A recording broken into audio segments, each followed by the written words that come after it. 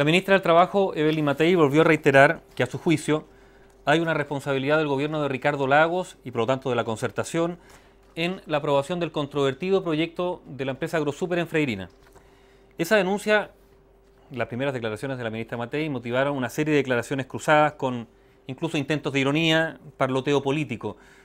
O sea, lo acostumbrado, mucho verbo y adjetivo, pero con poca sustancia, una esgrima verbal incluso hasta de baja monta, chimuchina política previsible que se escucha finalmente como un simple rumor de fondo. Pero la ministra en este caso dio un paso más allá, y a mi juicio bastante valioso, porque intentó respaldar sus acusaciones con pruebas o con hechos. Y Evelyn Matei mostró una serie de antecedentes que prueban que, en efecto, al menos políticos y parlamentarios de la Concertación, entonces en el gobierno, hicieron muchísimas declaraciones en favor de la planta de AgroSuper, argumentando que tenía que aprobarse porque iba a generar puestos de trabajo. El que se haya hecho en un periodo preelectoral agravaría la cosa, pero dejemos eso aparte.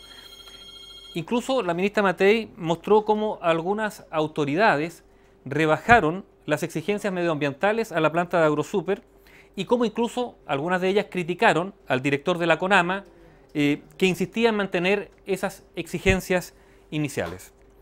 En suma, lo que hizo Evelyn Matei fue dejar, por así decirlo, la pelota en el bando contrario, ahora con argumentos objetivos, los que tendrían que ser respondidos. Ahora, en todo caso, más allá de esta trifulca, este caso permite explorar al menos dos análisis. El primero tiene que ver con la institucionalidad ambiental, la de entonces y también la de ahora. Es evidente que la intención de una institucionalidad ambiental es intentar conciliar los emprendimientos privados con la protección del medio ambiente, o sea, con la protección de la calidad de vida de los habitantes en torno a esos proyectos. Bueno, lo que está claro es que esa institucionalidad no ha funcionado, no ha dado el ancho. Permite, por ejemplo, proyectos aberrantes. La sola lógica o el sentido común hacen preguntarse cómo es posible que allí, en Freirina, pretenda instalarse el plantel de crianza de cerdos más grande de Sudamérica.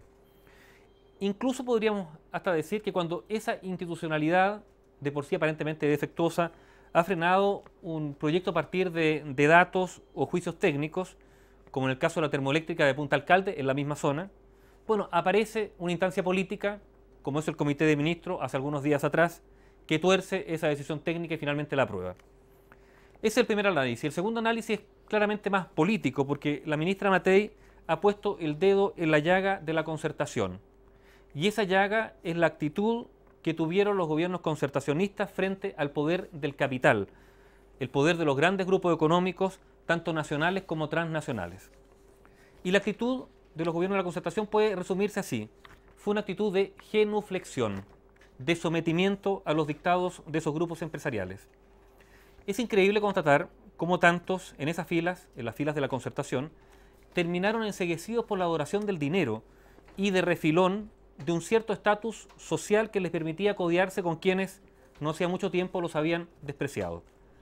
No es el caso, insisto, hablar ahora de la derecha, porque siempre la derecha ha sido tributaria de esos grupos económicos, muchos de los cuales crecieron bajo la complicidad de la dictadura militar, una dictadura que además cobijó a los partidos de la derecha chilena. De allí finalmente se nutrieron del ejercicio tecnócrata durante la dictadura. Miren ustedes la cantidad de funcionarios de la dictadura que hoy día son parlamentarios o dirigentes de la UDI de Renovación Nacional. Entonces, la derecha, la trenza es evidente, la trenza entre negocios, partidos políticos y por añadidura, dictadura, que fue el custodio de ambos. Pero la concertación, esta verdadera seducción por los negocios y los hombres de negocios, ha constituido toda una revolución. Por eso algunos concertacionistas devinieron lobistas expertos. Por eso también tantos funcionarios de los gobiernos anteriores salieron de la función pública e inmediatamente saltaron a puestos en el mundo privado, en mundos empresariales de grupos que ellos mismos debían fiscalizar solo horas antes, en un acto de evidente incompatibilidad, pero hacia el otro lado. Miren, por ejemplo, que están haciendo muchos tecnócratas o políticos concertacionistas. Están trabajando los grupos económicos que debían vigilar. Esa actitud también se expresó en las gestiones de los gobiernos para apuntalar una serie de proyectos empresariales. Son conocidas, por ejemplo, las declaraciones de tantos personeros de los gobiernos anteriores, o incluso solo del gobierno anterior, por ejemplo, en favor de Hidroaicén.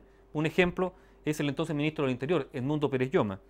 Hagan la prueba, por ejemplo, preguntarle a los grupos ecologistas qué evaluación hacen de los gobiernos anteriores, de los gobiernos concertacionistas. Bueno, muchos de estos ecologistas o defensores del medio ambiente se sienten traicionados por esos gobiernos. La pregunta es cómo la concertación hoy día puede hablar en contra de la planta de Agrosuper en Freirina si fue bajo sus gobiernos que esta planta se aprobó, y no solo que se aprobó, sino que avanzó en su implementación.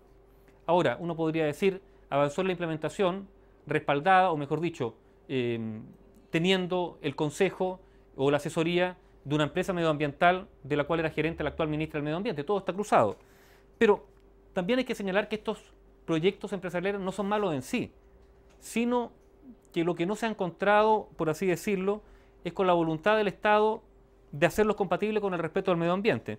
La pregunta es, ¿falló la legislación o falló quienes debían hacer valer esa legislación? ¿O fallaron ambos?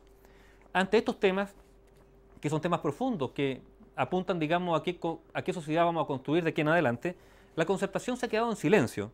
No tiene mayores explicaciones que dar. Y uno se pregunta silencio hasta cuándo. Hasta que la ciudadanía les pregunte y exija definiciones, por ejemplo, en la próxima elección presidencial, durante la campaña. Va a ser ahí que van a sacar desde la actual oposición el habla. Van a esperar que hable Bachelet, si es que la expresidenta habla. Porque la pregunta es, ¿y qué va a pasar si la expresidenta no habla? O que simplemente hay una opción estratégica de la actual oposición, que es no referirse a ciertos temas, no hablar de ellos, para no tener que explicarse.